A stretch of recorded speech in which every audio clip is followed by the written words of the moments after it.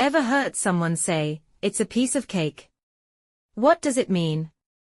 Let's find out. A piece of cake means something is very easy to do, just like enjoying a slice of cake. Where it's used. This idiom is commonly used to describe tasks or situations that are simple and require little effort. How a piece of cake is used in real life. Don't worry about the test. It's a piece of cake. Cooking this recipe is a piece of cake once you follow the instructions.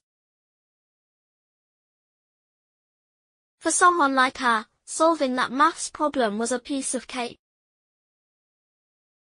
Thanks for watching. Don't forget to like, subscribe, and share this video with someone learning English. Thanks for watching. Don't forget to like, subscribe, and share this video with someone learning English.